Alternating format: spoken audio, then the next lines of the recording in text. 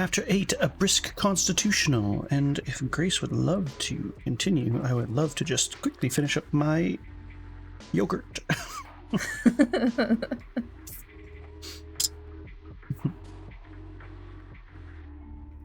right, so I think the first one talking is you. Oh, yes. So I can read the text if you want to do the voice.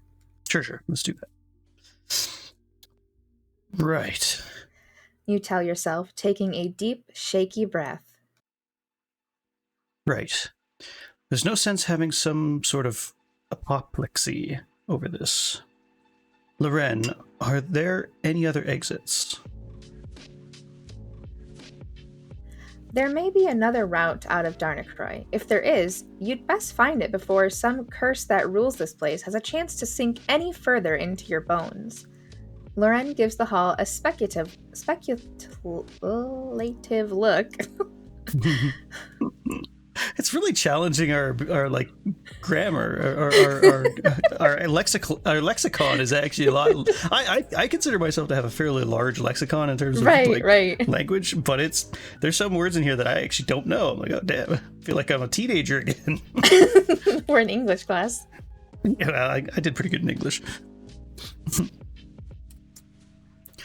I can't say I recommend the windows. The ones that aren't sealed don't always go to the right place. The walls up top are too high, I can tell you that much. And given your predicament, who knows where you wind up. We might explore the gardens, though. On your way into town, you saw the embankment? No, escarpment? The cliffs? Yes, the cliffs aren't a straight drop, not the whole way down. I've never thought to climb them, but I can leave out the front. If there's a way that isn't part of the curse, that would be it. Loren leads you down a hall that skirts around the side of the great stairwell. When it opens up, you can't help but gasp. The back wall is a garden in its own right, forged in lead and glass. Great blooms of roses are cut in deep red. Thick vines tangle between them. Through it all, you can see slivers of daylight.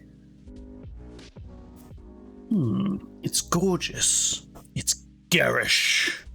It's between me and my destination. It's definitely something. I mean, I probably think it's cool. My presumption is it's actually going to be like what this image back here is. It's probably going to have something to do with this. Now, I don't like to use an image that somebody else has made for the title or whatever to guess a lot of stuff, but often the cover art of a book is pretty telling, so I'm just putting it out there. So, who knows? Who knows? I probably would say something like it's gorgeous. I really like gardens and stuff. I'm not. I think it's definitely interesting, and maybe it has something to do with the whole thing. Like, why is there a garden made out of metal and stuff? Yeah,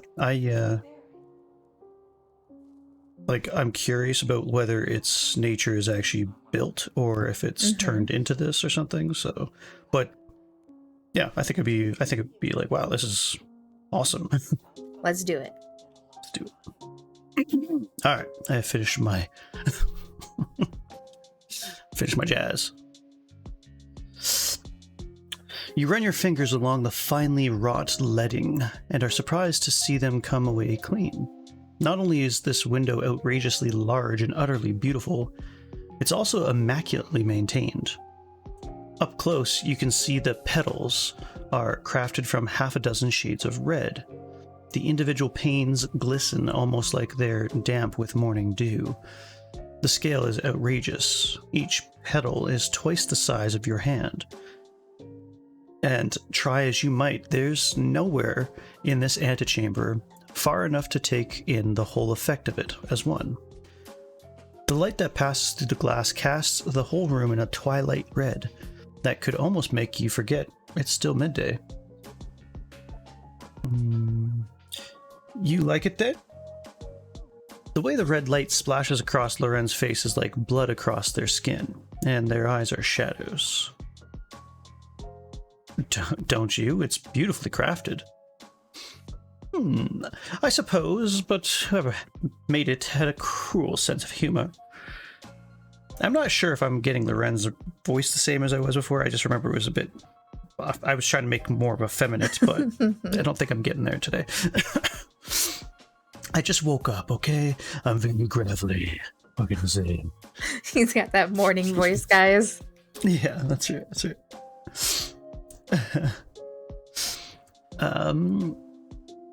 You take another look. The door is covered in wrought metal vines, complete with thorns. Thorns that are appropriately sharp by the look of it.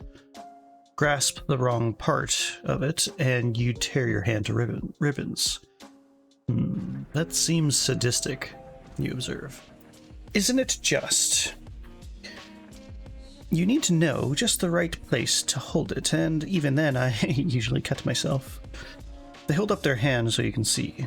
Even in the muddied light, you see that it's crossed with small scars. It might make a good entrance to a secret tomb or some sort of occultist's lair. Maybe a hidden laboratory where terrible, fiends, miscreations, well, where creatures are made. Probably not a garden, though, an exit to a garden, even. From a house, the only exit, too. I've read enough to know that's ridiculous, but that seems to be what happens when you have a dozen generations of more of lords and lady reeses, all adding their own little horrid touches to the house to suit their whims. That's why you shouldn't wander alone, you know. That and the fact that you might disappear on us completely. Loren glares at the door as though it were responsible for its own failings. With one eye closed, they reach for the handle, then jerk their hand away in pain. This thing! Loren clutches their bleeding hand to their chest. More blood is smeared on the door. A strange sound comes from beneath that smear, a jagged whisper of metal. Oh my. Ooh. I wonder if the house is actually sentient or alive in some way then, if that's what's going on. Maybe it actually needs to be fed. That's what I'm thinking. Do I have a special command to you? I don't have a special command for you yet, I'm afraid. I was just literally started doing them like this week. I just kind of pick them off here and there. You will, though. You will. It will have epic person must go see meow or something to that effect. Alright, so Loren needs help with their hand. I'm opening this door before anything worse can happen. There's something about that noise. If I could only find its source. I want to do that one. I feel like that's what I would do. Loren's cut themselves before. I'm sure they're fine. Right? I would like, oh my god, you cut your hand? You just showed me all your scars, but... I'm not stupid enough to touch the door and cut myself. So. Exactly. Anyway. Let's do this. Alright, go ahead. Even as you watch, the blood sinks beneath the surface of the door. Thanks so much, Crystalia, for the follow. Appreciate you. After just a few moments, it's completely gone. Blood really oughtn't do that. Oh, that's you.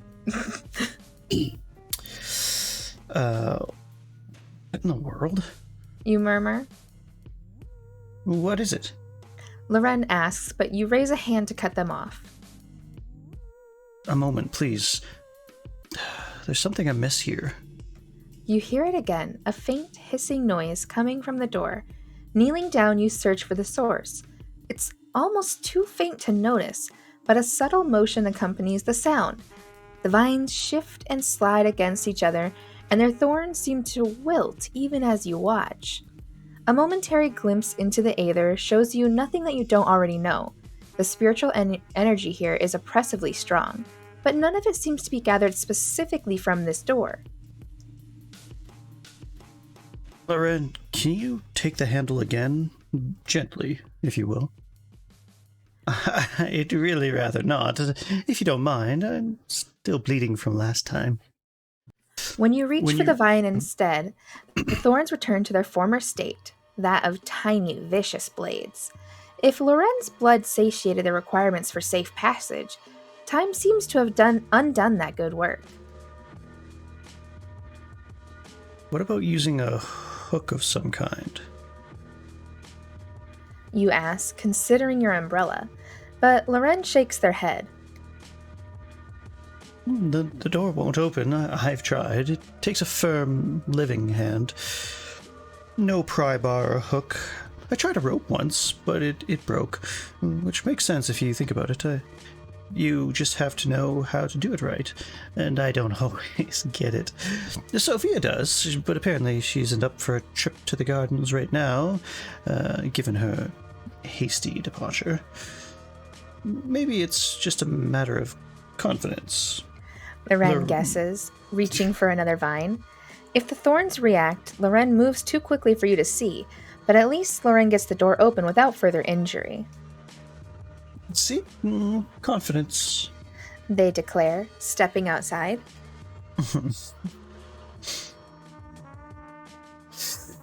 As your foot hits the stone of the veranda, you are nearly overcome with relief. You may be trapped on this estate, but to be trapped inside that manor for the indefinite future, breathing nothing but dry, stale air, it would be unbearable. You fill your lungs with the sweet garden breeze, and the vice around your chest finally loosens. Huh. I always thought vice was with a C, but I suppose that'd be like vice as in like virtue and vice. Anyway.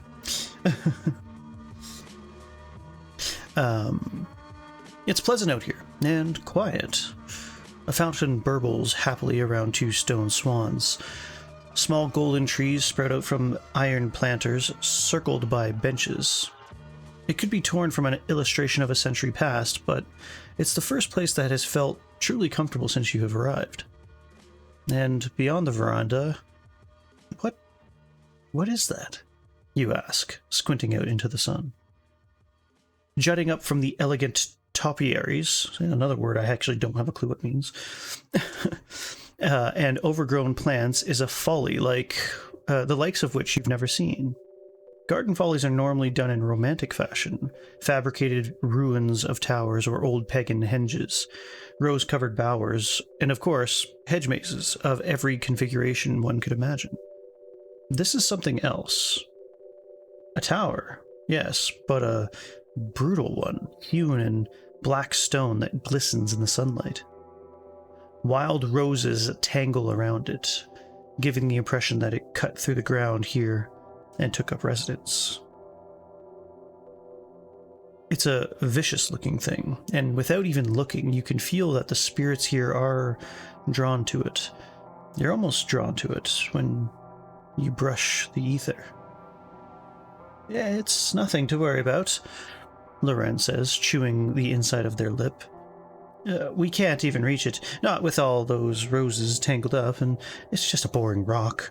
An eyesore, if you ask me, though you probably wouldn't, not about something like that. Now, shall we go? Shoo. Or you could fetch a picnic so this trip is not a complete waste, Loren, says Oriana, sweeping up to join you on the veranda. I do admire your stubborn grip on the fantasy that there is a way to depart from this place while held by its curse, my dear, but I have grave doubts about your chances. Loren's gaze darts between you, Oriana, and the door. So long as you stay, though. Alexander shouldn't be left alone out here. It isn't safe. Don't fuss, Loren. You won't be long. The house provides, after all. See, stuff like that makes me just, right creeped out. The house provides, you know. Right? Alright, what's our, oh gosh. Perfect. Loren can go get tea, and I can be alone with Oriana. It's just like a schmoozer, jeez. I don't want Oriana here, so she can go get tea instead. They should both go so I can explore on my own. I prefer to keep them both here with me. Interesting. I'm going to, as I usually do, or often do, make a poll. Because we do like to have audience participation for those who are interested. So a simple 1, 2, 3, or 4. Shall begin the poll.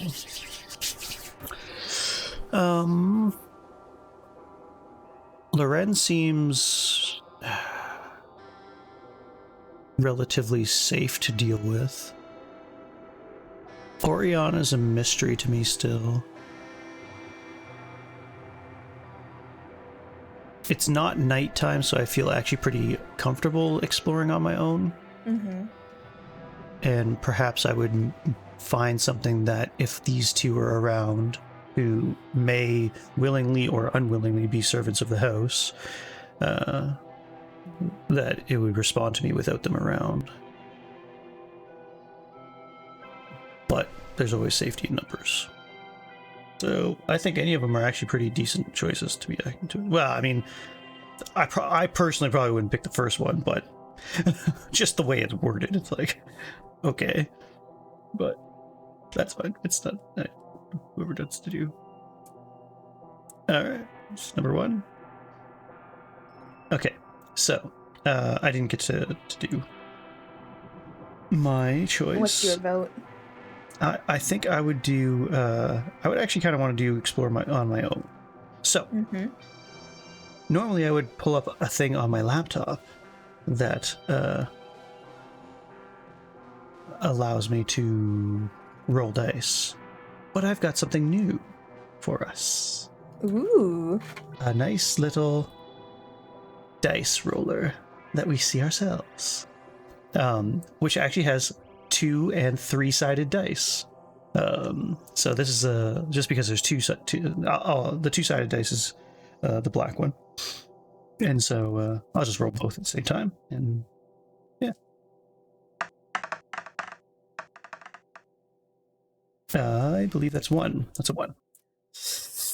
Nice. So I guess we're gonna say piss off, Lauren. I mean, he is a servant. Yeah. So I'm not sure if all the time I will vote or pick. I think it'd be fun to just let chance go, because I actually have I have a couple other ones like this one. So D5 or D4 and D6 kind of thing, which is kind of fun. And then I also have technically a D5 is what I would look at it, and a D20.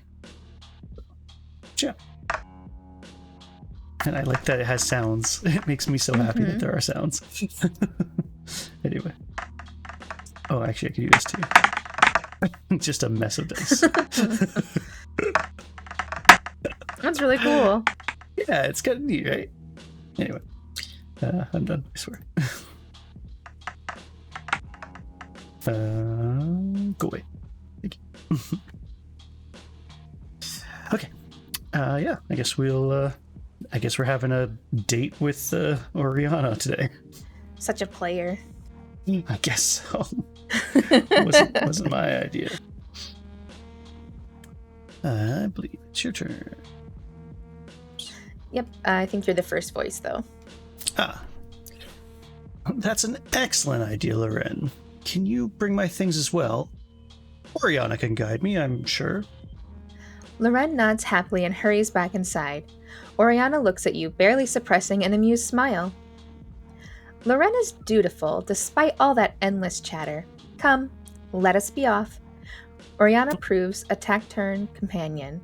She stays several steps ahead of you, gliding easily over roots and broken paving stones that demand most of your attention.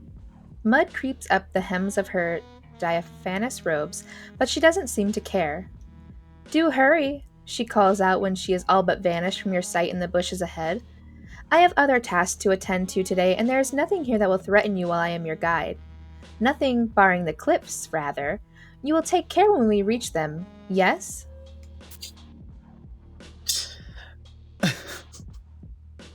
I'll not take any undue risks.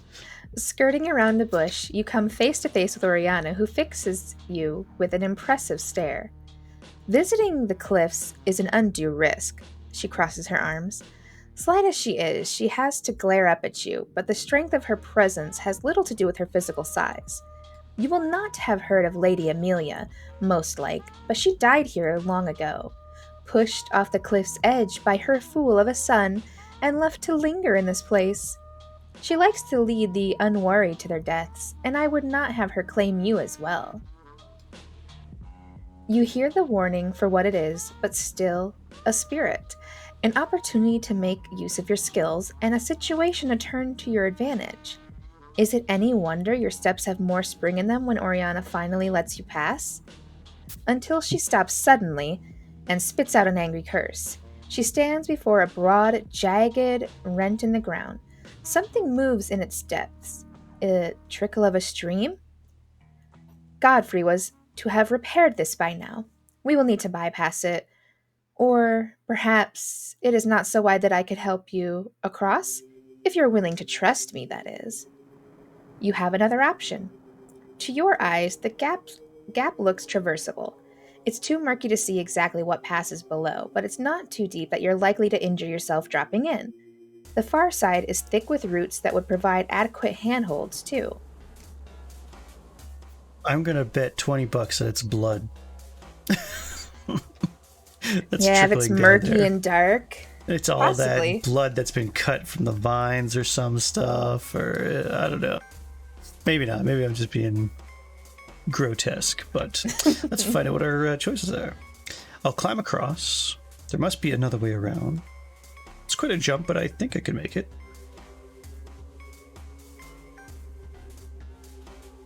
Take the assistance Oriana offers. I kind of like that one personally.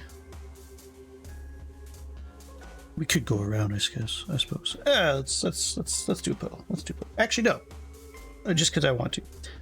This one I think is... Let's see what fate decides on this one. This one sounds fun.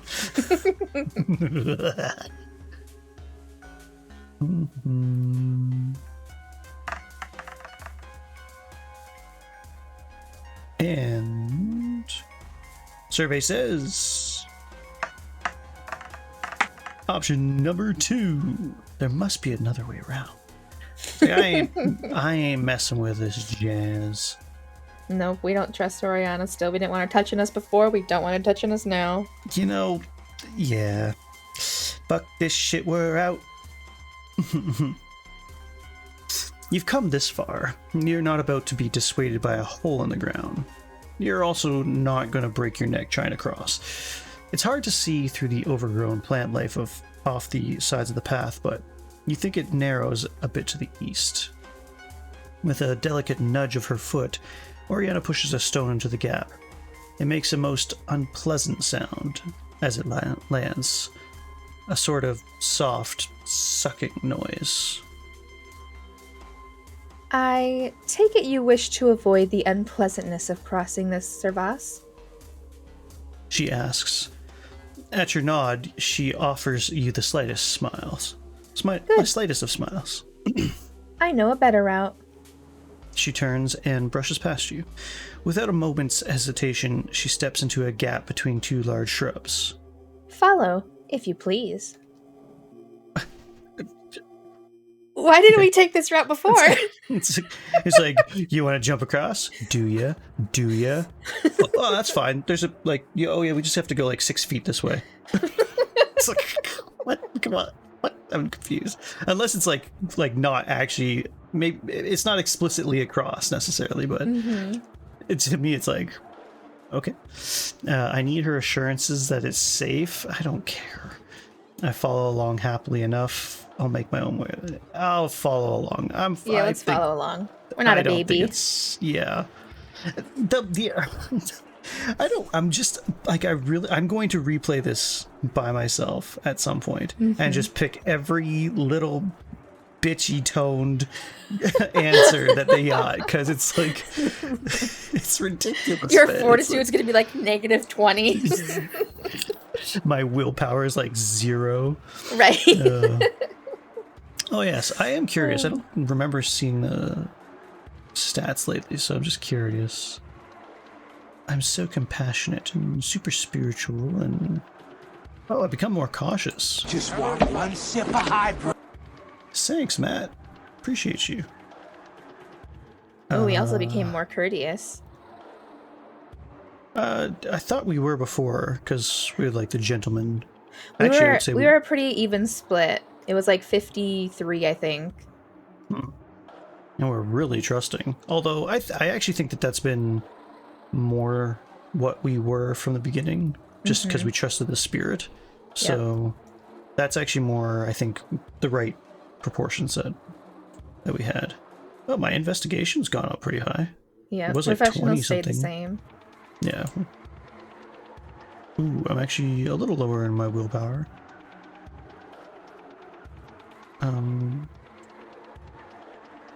Arcanum went down, didn't it? I thought it was like 76 or something. Yeah, it was a little higher last time. Apparently my charm needs some work. Our grit has not moved. I got 20% grit. I gotta wonder what I would have if I literally chose every like little whiny choice that you can have, like -5,000. Because seriously, That's what I'm thinking. like it's awful. Okay, we already know that. Actually, this might be a good idea just for people who haven't watched up to this point to figure out who these people are. So Devenend, or Dev, is your assistant, your friend. In the years you've known him, Dev has been loyal, kind, one could even say devoted. He trusts you immediately and without question, and you know you can trust him implicitly in return. He works well by your side and balances your personality. You've kept your relationship largely professional, of course, despite a growing suspicion that he may have feelings for you. You make a good team. Why risk that? Still, he's an important part of your professional life, and a dear friend whom you'd hate to lose for any reason. If you want to read Sophia. Sure. Sophia, Baroness Reeves. Lady Reeves is the scion of a strange, isolated family. Her family entail includes Wyford, a small town in northern England, and Darnacroy House, a manor that has stood for centuries. She's affable and has embraced your presence and your friendship eagerly. She seems to want to do what's right, but her morality is unaffected by her strange circumstances. Admittedly, you flirted a bit, but who wouldn't? She's a lady. You know, she's a baroness.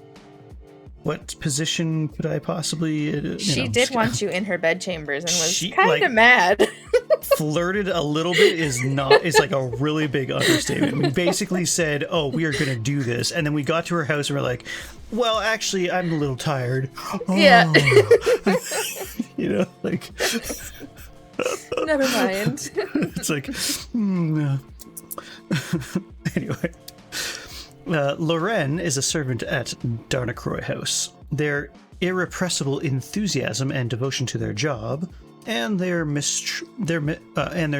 job and their mistress, sets them apart from most servants you've known. They're quite forgetful, in a way that you have reason to believe may not be naturally caused. In your time at Darnacroy, you and Loren haven't grown to trust each other at all that much. Really? I guess. I didn't feel like that was the case, but okay. I think it's because you refused to let him dress you. We were pretty adamant about like doing things on our own. Sorry, but I don't like people touching me. I don't like it. It's like, I wouldn't let frickin' Lady or Baroness Reeves frickin' touch me like that. It's like, I'm just like, look, I get it. You guys are all wanting the, look, I got the goods in this book. Hands off the merchandise, all right? There needs to, I don't understand this need to like just kind of hop on the good foot and do the bad thing in like 10 seconds. Like, look, just like, I need to be wooed, okay? I need to be conversed with before you can dress me or undress me. Anyway. Oh my. Please You heard it read here first, ladies and gentlemen. Please just read Oriana first so I don't have to keep listening to myself. Oriana is a servant at Darnacroy House. You can't consider yourself particularly close with her, but you're not sure anyone else can either. Yeah, that sounds about right. And of course, Joseph Kent is your uncle. He raised you after the deaths of both your parents when you were very young. They're not mentioning how grisly those deaths were, by the way. He helped train you as the occult investigator you are today, and ran a business that you've since taken over. Cool. I have a phobia. While you do suffer from a nervous affliction... so we do have some... I didn't see this before. No wonder we're so sketched out. I wonder if that actually would have changed with the different things we had chosen. Like, I wonder if that's actually because we, like, got really messed up from the ghosts or something. Anyway, sorry, I'm curious. You generally consider yourself quite courageous. Not with 20% grit, you don't. Mm-hmm. Still, one thing, you set your heart racing. Cynophobia. Oh, right, this was Cap's choice from earlier. I feel bad, I don't think Cap's here. Normally he's, like, right in on it. Right. And to be wooed. Oh my god. I hope that clip comes up all the time. I thought you were a little bit too quiet over there. Like machinations. Most dogs are small, sweet animals. While you generally prefer not to have them in your immediate vicinity, your aristocratic clients make that impossible. After all, lapdogs are thoroughly modish. Modish? But large dogs are another issue entirely. Slavering beasts with huge muzzles and sharp teeth. Blood red gums and muscles like a gorilla. What? Okay. This is definitely my nightmare fuel for me, apparently. It's perfectly reasonable to fear such a thing. Perfectly reasonable, yes. The worst part is knowing that dogs of a certain size could easily overpower you. Yeah. And that running will just make them that much more eager to tear out your throat. That's why you don't run, especially from dogs or wolves. Legit though, if a dog ever chases you or fights you or is trying to bite you or anything like that, or has your arm or something like that, first of all, use your arm. Like, you don't want any other part of you being gnawed off.